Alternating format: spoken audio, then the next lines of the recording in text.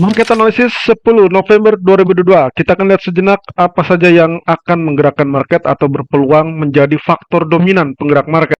Langsung dari Goldman Sachs yang melihat bahwa pound sterling kemungkinan akan tetap melemah versus USD ataupun euro terkait dengan apa yang dilakukan oleh BOE minggu lalu dengan kenaikan suku bunga 75 basis poin mengikuti langkah yang juga dilakukan oleh Fed dan juga ECB, namun memiliki pesan yang sangat berbeda dibandingkan FOMC terutama. Pound sterling bahkan diperkirakan akan tetap memburuk karena kondisi eksternal yang cukup sulit dan juga kurangnya dukungan dari suku bunga real.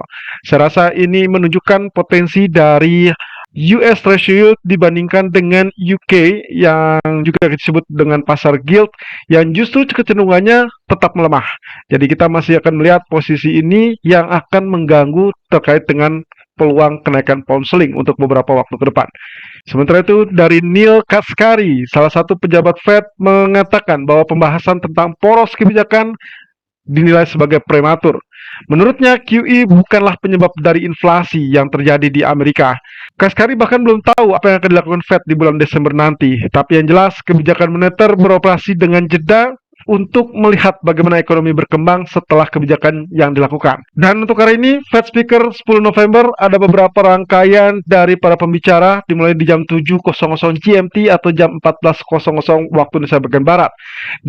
Diawali dengan Christoph Waller, lalu kemudian diakhiri dengan Presiden Federal Bank of New York, John Williams di jam 23.35 atau 6.35 waktu Indonesia bagian Barat. Harus diperhatikan apakah mereka rata-rata memberikan pernyataan yang cukup hawkish atau tidak.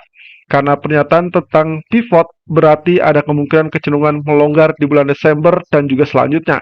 Tapi jika memang ternyata seperti apa yang dikatakan oleh Kashkari bahwa kaitannya dengan pembahasan poros ataupun pivot, maka kemungkinan posisi tersebut akan mengancam kembali gold juga currency lain terkait dengan reboundnya US dollar. Dan untuk malam ini, data ekonomi akan tertuju pada data inflasi Amerika yang diperkirakan akan tetap hangat di angka 8%. Meskipun secara ekspektasi 8% adalah penurunan dari 8,2% sebelumnya, tapi hal ini masih tetap dianggap sebagai hot inflation. Bahkan data inflasi bulanan pun diperkirakan naik 0,6% dari previous 0,4%. Tentunya jika data aktual lebih besar daripada ekspektasi, US dollar akan kembali mengalami penguatan dan itu adalah negatif untuk indeks saham, gold maupun other currency. Namun, jika memang aktual lebih kecil daripada ekspektasi, maka US dollar akan mengalami penurunan atau pelemahan dan ini berarti pertanda positif untuk indeks saham, juga gold dan juga other currency. Tentunya, kembali diingatkan, bad news is good news. Jadi, memang dibutuhkan data yang buruk atau lemah sehingga nantinya dapat meningkatkan sentimen pasar menjadi positif akibat dukungan ataupun ekspektasi yang meningkat terhadap Fed yang bisa saja mulai melonggarkan pengetatan moneternya. Dan kini kita beralih kepada outlook dari US Treasury yang ternyata mengalami penurunan yang cukup signifikan. Oke, kita lihat pertama dari kondisi candlestick 1, 2, 3. Ya, 3 candle berturut-turut.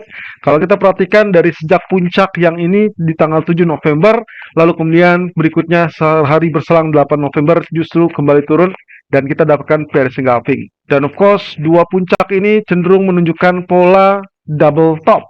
Tentunya dengan catatan harus menembus zona neckline yang berada di level 3,9%. Di sisi lain, kalau kita perhatikan dari grafik H4, nampaknya kita pun masih harus bersabar terlebih dulu, karena secara keseluruhan grafik cenderung menunjukkan kondisi yang cukup stabil atau dengan kata lain, bisa dibilang sebagai sideways.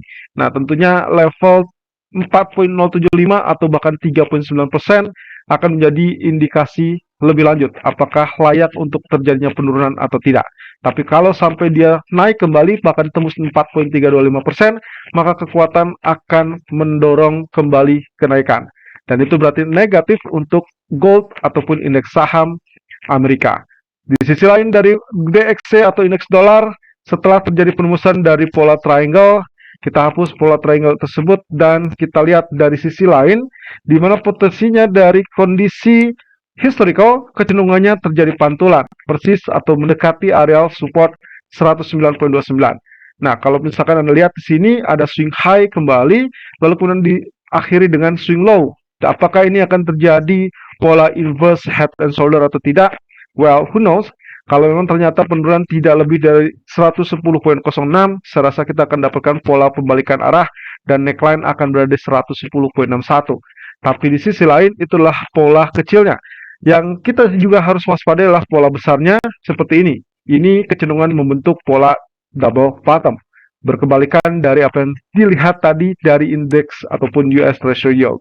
Di sisi lain grafik daily-nya juga menunjukkan pola pantulan diakhiri dengan candlestick bullish sehingga saya melihatnya potensinya sebagai bullish engulfing. Jadi kemungkinan untuk emas ataupun currency lain harap berhati-hati karena bisa saja dolar bisa kembali menguat, terutama jika memang data inflasi masih cukup kuat sehingga mendorong kemungkinan potensi Fed masih tetap dalam jalur pengetatan yang agresif.